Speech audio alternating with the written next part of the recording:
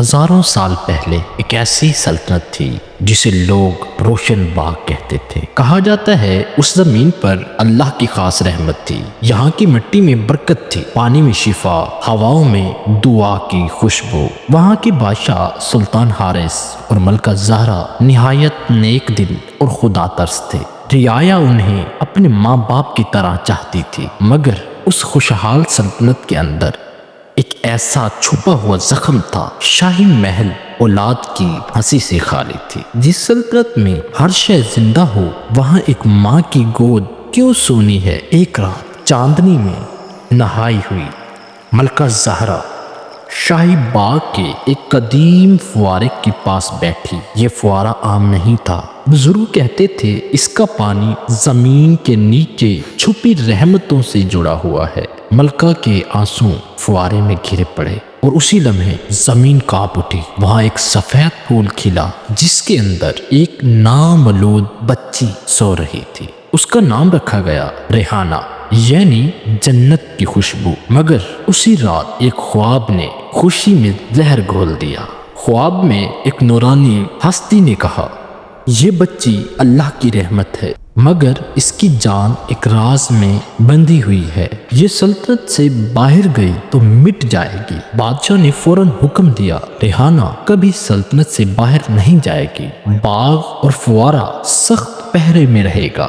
یوں شہزادی سنہری پنجرے میں قید ہو گئی۔ ریحانہ بڑی ہوئی تو حسن، عقل، پاکیزگی میں بے مثال تھی۔ جہاں وہ چلتی وہاں سبزہ اگاتا، مگر اس کا دل سوالوں سے بھرا تھا۔ اگر دنیا اتنی خوبصورت ہے تو مجھے اس سے کیوں چھپایا جا رہا ہے؟ روشن باغ کے باہر ایک ہولناک علاقہ تھا، وادی سوراب۔ وہاں رہتی تھی ایک ملعون جادوگرنی صحرائے ریگ، جو سبزہ رنگ، پانی اور زندگی سے نفرت کرتی تھی۔ اس نے جان لیا تھا کہ جب تک ریحانہ زندہ ہے روشن باغ قائم رہے گا۔ ایک دن ایک درویش کے بھیس میں اس کا کارندہ آیا۔ اس نے ریحانہ کو دنیا دکھانے کا خواب دیا۔ ریحانہ نے ایک قدم سلطنت سے باہر رکھ دیا اور ہوا آگ بن گئی۔ یہاں پر ایک سوال جنم لیتا ہے، کیا شہزادی مر جائے گی؟ کیا سلطنت تباہ ہو جائے گی؟ اسی وقت وہاں سے ایک نوجوان شہزادہ گزرا۔ اس نے دیکھا کہ ایک چڑیل ایک خوبصورت شہزادی کو خنجر سے مارنے کی کوشش کر رہی ہے، اور اس جوان نے بہادری کا مظاہرہ کرتے ہوئے چڑیل کو دھول چٹا دی۔ وہ تلوار سے نہیں بلکہ ایمان، ہمت، قربانی سے لڑا۔ جب سب کچھ ختم ہونے لگا تو شہزادی کا ایک سچا آنسو زمین پر گرا اور زمین پر پھر سبزہ اگایا۔ جادو ٹوٹ گیا۔ شہزادی ریحانہ اب ایک مکمل انسان بن چکی تھی۔ نہ قید، نہ خوف۔ صحرائے ریگ ہمیشہ کے لیے ختم ہو گئی۔ صحرائے ریگ کے انجام کے بعد کئی دن تک روشن باغ پر خاموشی چھا گئی۔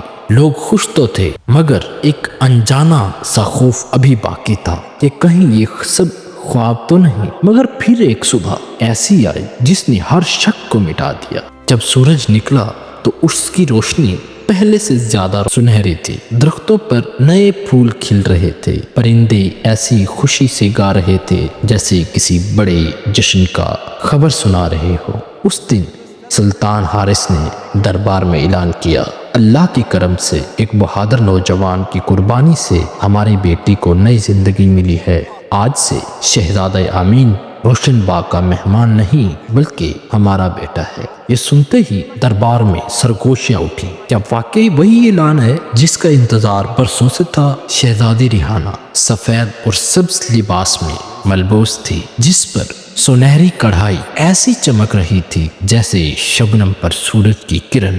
شہزادہ امین سادہ مگر باوقار لباس میں سر جھکائے کھڑا تھا، جیسے اپنی بہادری نہیں بلکہ عاجزی پر فخر کر رہا ہو۔ قاضی نے نکاح کے الفاظ پڑھے۔ ریحانہ کی آواز ہلکی تھی مگر پر یقین، میں قبول کرتی ہوں۔ اسی لمحے ہوا میں خوشبو پھیل گئی۔